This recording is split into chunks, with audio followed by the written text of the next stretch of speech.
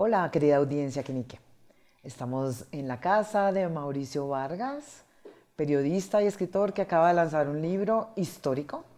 Sus crónicas han sido toda la vida de periodismo. Lleva 5 años haciendo historias. Y hoy nos va a hablar de la noche que mataron a Bolívar. ¿Cuánto tiempo hace que estás metido en el tema de Bolívar? A ver, en 1994 adquirí un libro que es una joya, que son las memorias del general O'Leary, el edecán de Bolívar, que contiene casi todas las cartas que se escribieron entre el año 10 y el año 30 o 30 y pico, todos los personajes de la independencia, Bolívar, Santander y todos los demás. Que O'Leary las guardó, las publicó en muchos tomos en cuero, el gobierno de Venezuela. Ahí está. Yo la compré en ese año en Caracas. ¿Por qué la compré? Porque años atrás mi papá me había regalado un libro de cartas de Sucre. Y a mí me interesaba mucho Sucre. Entonces, yo había hecho varios libros periodísticos sobre el poder, escribí un par de novelas de actualidad, digamos, ocurridas en tiempo actual sobre el poder. Y en un momento dije, quiero escribir una biografía de Sucre, pero quiero que sea novela. Y no biografía, porque yo no soy historiador para estar poniendo citas. Quiero tener la libertad de la ficción para poder ajustar aquello que me interese desde el punto de vista dramático. Pero ceñirme a los hechos en el 95% de la novela. Entonces, primero hice la novela Sucre, el Mariscal Sucre, que es un personaje entrañable y maravilloso. ¿Qué tenía chévere el Mariscal Sucre? Bolívar lo definía como el único aristócrata de la independencia, porque era realmente un hombre de un linaje francés, Sucre. Sus padres, sus abuelos, sus bisabuelos, sus tatarabuelos, venía de siglos, un linaje elegante de siglos, con escudo de armas francés, o sea, realmente aristócratas. Y eso se reflejaba en una cantidad de cosas de su actitud. Era, digamos, como un caballero del final del medioevo, en muchas cosas. Era digno, se sentía, era de una honestidad. Lo mandaban a comprar armas a las islas del Caribe y traía vueltas en centavos, o sea, y traía una relación de gasto uno por uno en que se había gastado cada centavo. Con una capacidad organizativa enorme, y además era ingeniero militar. Había estudiado en la escuela de Caracas de Tomás Mires, había estudiado las últimas técnicas que introdujo Napoleón, que cambiaron las reglas de la guerra. Entonces era un gran ingeniero militar. Y de hecho, su gran victoria, que es Ayacucho, la gana por hacer un excelente cálculo de lo mal ubicada que estaba la artillería española en la montaña. Es uno de sus secretos. Él se la pasaba en esas, era absolutamente brillante. Y era además un galán, las conquistaba todas, era guapo, era galán, bailaba perfecto, tenía no sé qué, y era un gran conversador, y tenía una cierta timidez que también encantaba. Entonces, era el hijo de Bolívar. Santander es como la otra cara. Santander es como el hermano menor que está buscando el reconocimiento de su hermano mayor, que es Bolívar. O sea, Sucre no tiene que buscarlo porque es el hijo predilecto. Sí, o sea, podía hacer lo que quisiera, que Bolívar es el hijo predilecto. Lo apoyaba, sí. Santander estaba... Sí le tocaba demostrar. Sí le tocaba demostrar, permanentemente. Entonces, digamos, la relación Bolívar-Santander es la última de las 3 novelas, que es La noche que mataron a Bolívar, en donde Santander es un personaje importantísimo. ¿Por qué? Porque él es el inspirador. Si bien no es el que activa el complot, sí es la figura ideológica que está detrás de todos los complotados. Y en la mitad está la novela del encuentro en Guayaquil entre Bolívar y San Martín, que se van derivando unas de otras. De alguna manera, yo tengo que dejar... En la novela de Sucre tengo que dejar de lado la cumbre de Guayaquil porque me desvía la novela. Entonces aparto esa historia y digo, esto es para la próxima. Hago esa. En esa, ¿qué pasa? Que un Bolívar que va en pleno ascenso hacia la gloria se encuentra con un San Martín que está aburrido de la gloria, que está decepcionado de la gloria. Y ese es el cruce en Guayaquil. Esta novela de la noche septembrina, La noche que mataron a Bolívar, es la novela en la que Bolívar piensa que San Martín tenía razón. San Martín en un momento le dice, lo único que nos corresponde a nosotros los libertadores es largarnos. Digamos, toda esta historia ha sido alrededor de Bolívar, o sea, Bolívar es como el personaje. Cuando uno lleva 4 años, 5 años, 6 años pensando en Bolívar... Más. Sí, ¿cómo Bolívar duerme contigo? Yo empecé la investigación sobre Sucre en 2006, por ahí, 2005-2006.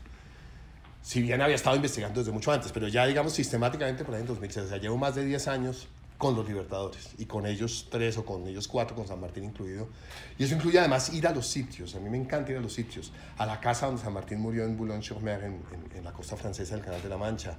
Estuve en el sitio de Ayacucho. Además, ir en la época que corresponde. Estuve en Ayacucho 3 días antes de la fecha para que el clima corresponda, para que el olor, para que la tierra sepa lo que sabía. Porque Claro, es muy descriptivo el libro.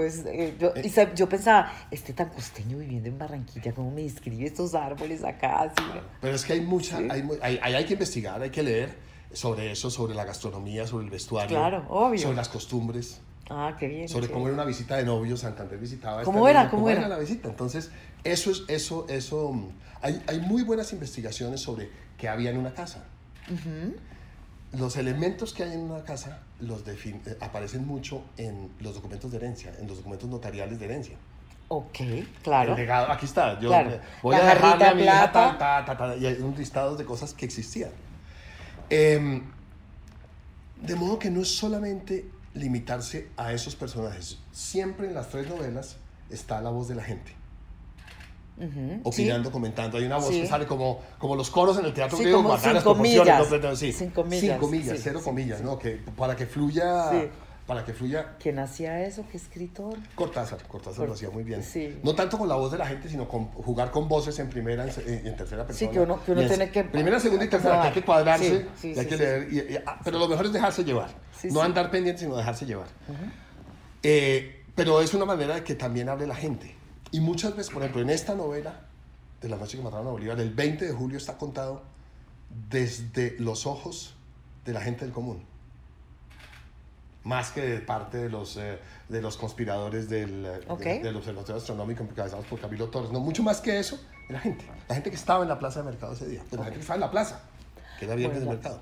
¿Te estás soñando con Bolívar? O sea, digo, cuando uno se sienta a escribir, uno se tiene que imaginar la cosa. Si uno lleva 7 años en ese plan, o sea, ya como que duerme con Bolívar, ¿no? Amigo tuyo. Sobre todo cuando estoy cerrando la novela, que hay mucho trabajo de escritura y de corrección, releer. Termino soñándome escenas y personajes, pero en la escritura normal no, en los cierres que son dolorosísimos. La comparación con el parto no es cualquier cosa. De hecho, lo primero que digo apenas entrego un libro es: esto no lo vuelvo a hacer, es la última vez que entrego. ¿La cerrada es la dolorosa? Claro. ¿Pero uno no la sufre cuando la escribe también? No, claro, pero sobre todo cuando te desprendes de ella. Sí. Es que el cierre, una vez que la mandas y ya no hay más correcciones, ya no es tuya. Es de los editores y de los que la van a leer. Ya no es tuya. Ya no le puedes meter la mano, dejó de ser tuya. Como un niño al nacer. Aunque la ventaja con el niño es que todavía lo puedes educar. La novela no, ya se fue. Ella se va. Es como brincarse del nacimiento a la madurez. El libro pasa del nacimiento a la madurez sin que tú puedas intervenir. Y entonces, ¿Bolívar está contigo todo el día? No, en esos días, más que los personajes, Mauricio. Más que los personajes, las escenas, la situación. ¿Sí? No, porque con los personajes tienes que mantener distancia, o si no, no eres capaz de escribir una buena historia. Si te involucras demasiado con ellos, no eres capaz. Yo soy periodista, entonces yo no puedo, aunque haga las veces de novelista, yo no puedo olvidarme de mi postura de periodista, que es de todas maneras una distancia. Sí. Y el novelista tiene que tenerla con sus personajes. No se puede dejar llevar por ellos, no se puede involucrar demasiado, no se puede enamorar de un personaje. El lector se debe enamorar de los personajes, el escritor no. Tiene que tener distancia. Eso es lo chévere de leer a un periodista escribiendo historia. Si esta novela hubiera sido escrita por un historiador, habría sido muy distinta. O por un por eso puro es que es valioso. Por ejemplo, un puro novelista dice: no, yo me inspiro en unos hechos históricos y escribo la novela que yo quiera.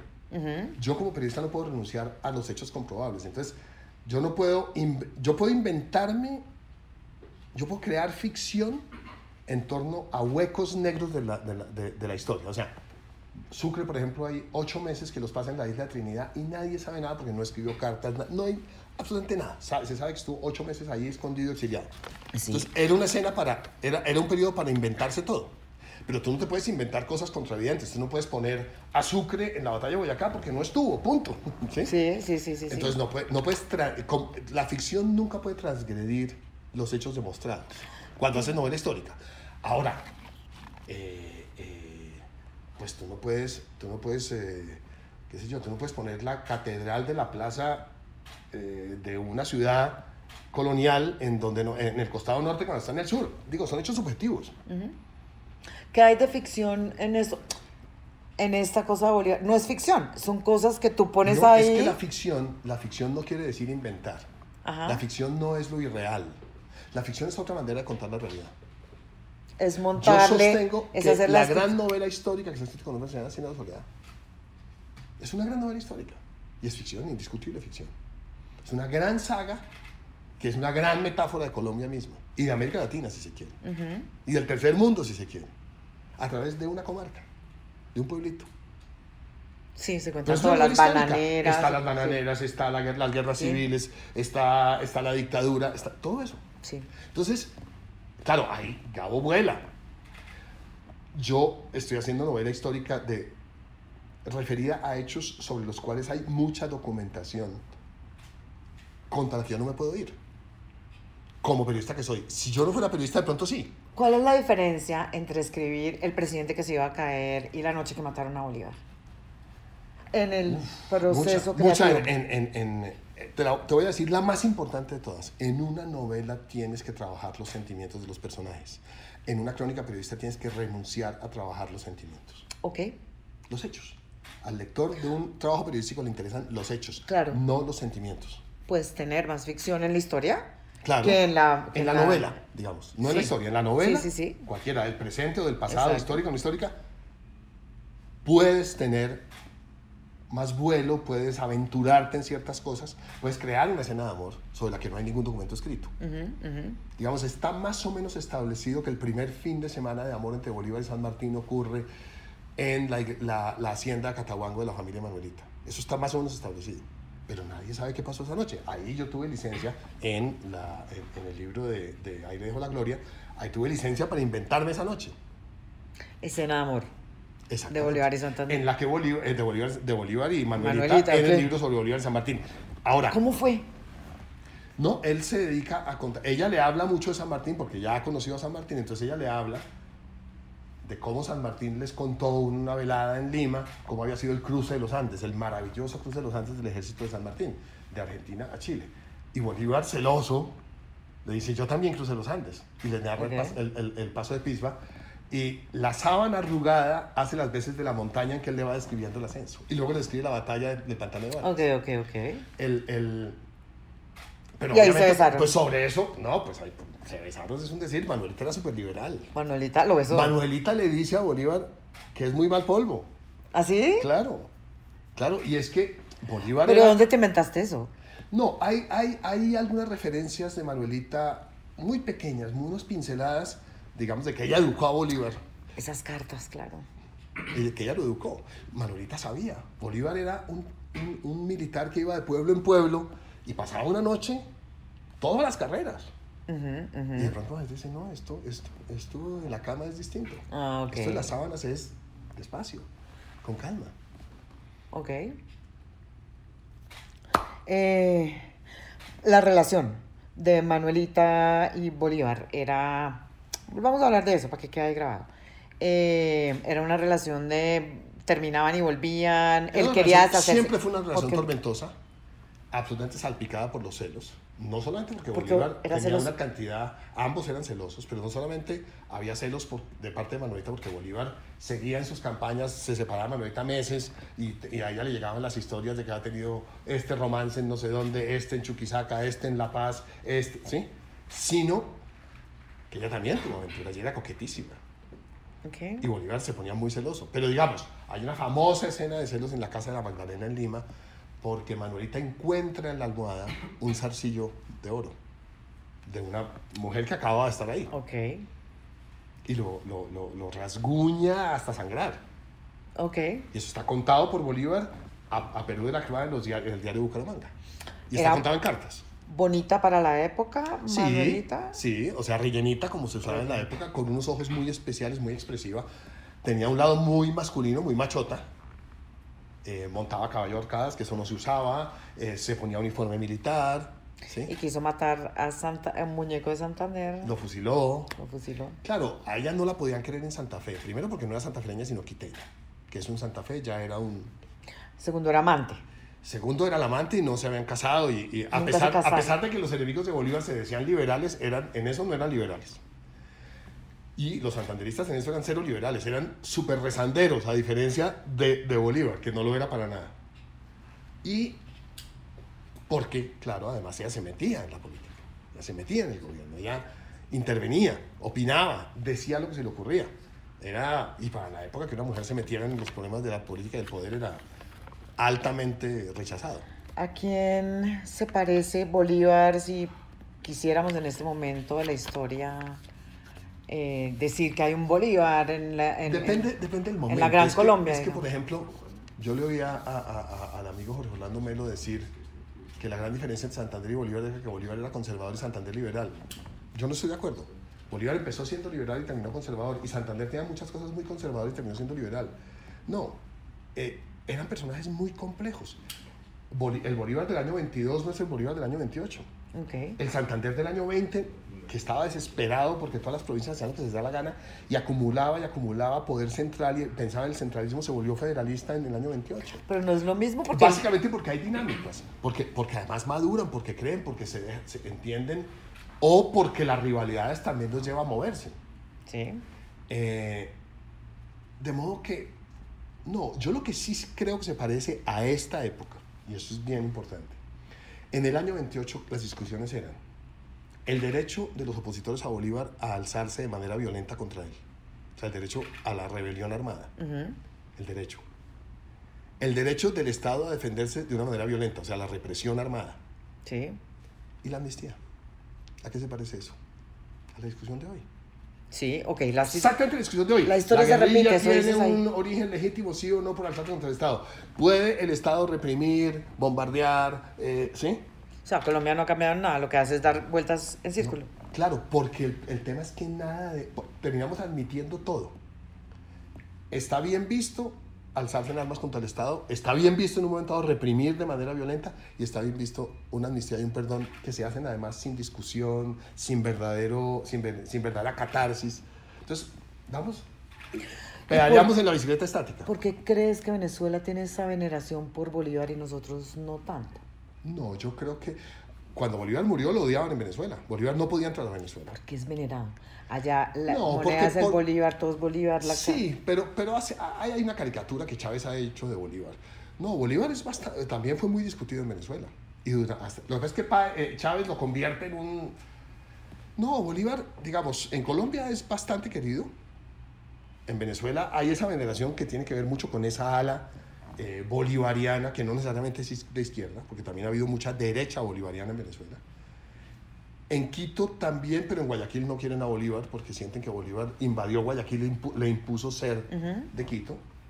Y en Lima cero. En Lima hay una estatuica, no hay nada más. Mientras que San Martín, que fue el que declaró la independencia del Perú, pero no la realizó Bolívar a través de Sucre, la veneración por San Martín es muy grande. Pero a la vez en San Martín apenas en el siglo XX lo empezaron a venerar en Argentina, o digamos a admirar. Okay. Pero esa veneración tiene mucho que ver con falta de estudio. Los próceres no hay que venerarlos, hay que conocerlos en sus virtudes, sus defectos, sus complejidades, sus giros, los cambios que tuvieron. Pero pronto este tipo de libros nos enfrentan a una nueva manera de mirar la historia, digamos, porque yo creo que hay que desmitificarla, claro, digamos, y desmitificar los héroes. Sin pasar de decir que eran unos héroes a decir que eran unos sátrapas, no, tenían un poco de todo. Eran seres humanos, enfrentados a una coyuntura histórica que les quedó gigantescamente grande. Hablando de sus otros libros y de sus temas periodísticos, entonces ¿ahora con qué se va a quedar? ¿Se va a quedar con el periódico? ¿Qué vamos a hacer ahorita? No, o sea, ya entregamos este libro, estamos en duelo. No sé, ya el duelo pasó, pero no sé, tengo varias ideas en la cabeza, pero no he aterrizado ninguna. ¿Cómo quedó su relación con Samper? No, nos hemos encontrado en almuerzos y conversamos. Yo trato de conversar con todo el mundo. Es curioso. Hay algunos de personalidad, de pensamiento muy liberal y muy abierto, que son los más sentidos. Uh-huh. Y los que en principio no son tan abiertos, se dejan conversar. No es que me parece... Yo doy mis opiniones. Y habrá gente... Samper es un genio. Y habrá una gente que le guste y habrá gente que no le guste y habrá personajes que se sientan que se sientan y otros que no. Pero eso no es mi problema. ¿Usted ya sabe? ¿Ya sabe quiénes son? No, es que no me importa, porque entonces si yo ando pendiente de eso no escribo con la libertad que necesito para escribir. Yo no pienso en eso. Yo nunca al escribir pienso qué van a decir de. Porque si pienso en eso ya me estoy tirando mi trabajo. Hablemos de redes sociales, que ayer hablamos de eso muy... Entonces está sin Twitter, no le gusta el Twitter, está ahí solamente para ver lo que dicen los demás, o Sí, ¿cómo es? yo de hecho no estoy en Twitter, me meto a ciertas cosas, pero yo no estoy ni tengo cuenta. Clarísimo con la... Tengo Facebook y tengo los 5.000 amigos, esos de límite y no sé qué, y ahí me gusta meterme en el foro y contesto unos 200, 250 mails a la semana que van dirigidos a mi columna. ¿Te quieren o te han dado palo? Hay de todo, no hay de todo. Mientras sea respetuoso yo lo contesto. Cuando hay insultos simplemente paso. Para dar palo están las columnas, que son más serias y más investigadas. No, pero me refiero a que todo esto tiene mucho que ver con la columna. Ah, no, yo no opino en las redes sociales. Sí, no, solo hablando opino de en la columna. Cuando... Entonces, frente a la columna, hay unas personas que escriben mails y a la columna la cuelgo en Facebook y hay gente que opina sobre la columna. Pero yo no ando en redes opinando. Pero las redes son una nueva forma de periodismo. Yo no sé, son una nueva forma, pero yo no sé de qué. Son muy importantes, pero yo no sé de qué, y yo las uso con muchísimo cuidado, porque yo creo que todavía no está claro para qué son. Todavía no está claro para qué son. Sirven para lo que las usen. Y no está terminado de inventar tampoco. Sí, o sea, un cuchillo puede ser el mejor instrumento para picar perfecto una cebolla puerro o para matar. Okay. Y la culpa no es del cuchillo. Okay. La culpa no es de Twitter ni de Facebook, no. ¿Se va a quedar viviendo en Barranquilla? Sí. Y va a escribir, eso va a hacer. Sí, yo creo que voy a seguir escribiendo. Sí. La otra pregunta que te hice ayer, ¿uno puede vivir de hacer libros? No, yo hago muchas más cosas, pero no me quejo de cómo me ven los libros. Yo he vendido razonablemente bien para lo que se vende en Colombia y si sumo lo que he recibido de regalías de los libros, pues me debo declarar más que satisfecho. Pero no se puede vivir de eso, ¿no? Pues digamos García Márquez. Pero porque era García Márquez. Sí, bueno, por eso. Eso pasa una vez cada 100 años. ¿Qué le da nostalgia ahorita del periodismo? ¿Le gustaría estar en un medio? No, todo cambió mucho, ¿no? No me da nostalgia nada. Estoy viviendo una época sobre la que de pronto me acordaré con nostalgia. ¿Sí? Sí, ¿Está muy feliz? Estoy en una época muy feliz. ¿Por qué? ¿Porque tiene el mar enfrente? ¿Está enamorado? No, porque estoy contento conmigo. Porque tengo unos hijos maravillosos, estoy contento conmigo y estoy... Dos. Y estoy viviendo una vida que me gusta mucho.